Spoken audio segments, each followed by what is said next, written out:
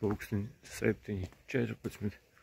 Es jau piespiedu pamosties un aiziet strādāt, jo man ir 2 dienas, lai, sakārtot to, ko esmu plānojis.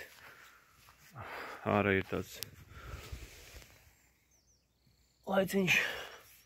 Jā, sārmā ir. Bet cerams, tā ir tā pēdējā diena, pēdējā nakts, kad vēl būs tāds laiciņš, un pēc tam nākšot tie absolūti plus 20 grādi. Tad būs cita problēma. Labi, sākam strādāt. Man tu sieva uzzebēja šīs tos burvīgus iemitniekus, lai būtu jautrāk un lai būtu skaidrāk, ka tas ir tiešām kuts. Un tie draudziņi atnāca šitie, kam tas viss ir paredzēts. Sāksim droši vien ar to, ka visu to saimniecību būtu jāsakārto, lai būtu kur strādāt. Man tagad ir stāv tie, neko nevar redzēt, tie siltumizolācijas pakas, nopirku 2 pa 100 un 1 50. Es nezinu, vai tam jumts man pietikšot, bet šodien ir jāsakārto to sienu. Pat ar tiem gabaliņiem, kas man trūkā, tos visus arī jāsakārto, jāpabeidz. Jautājums tikai, cikos es sākšu zāģēt, jo tagad ir 7:17.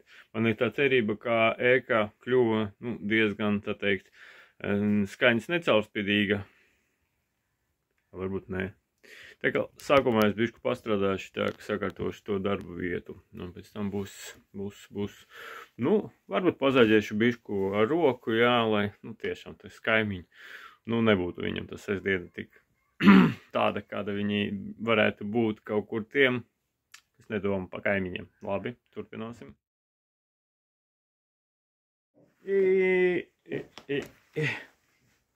Sienas es pabeidzu. Urā!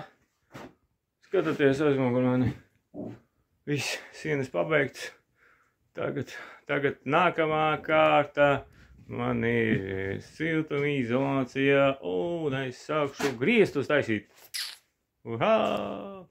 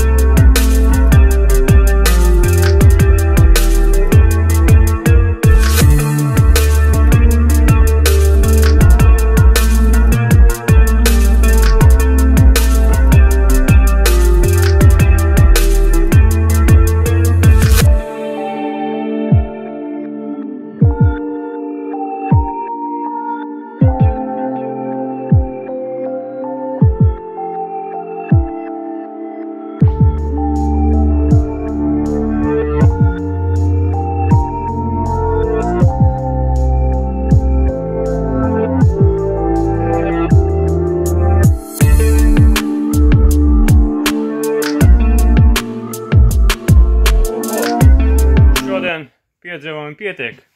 Pastrādāts ļoti labi. Tā kā siltināta jumts 200 mm kārtā. Un es uzliku tvaika izolāciju. Galvenais taisni viņu uzliku. Pēc tam būs viņu jāapstrādā ar silikonu. Labi, paņemšu parasto magājvērini, bet ar galvenais silikons viņš turēsies ilgāk.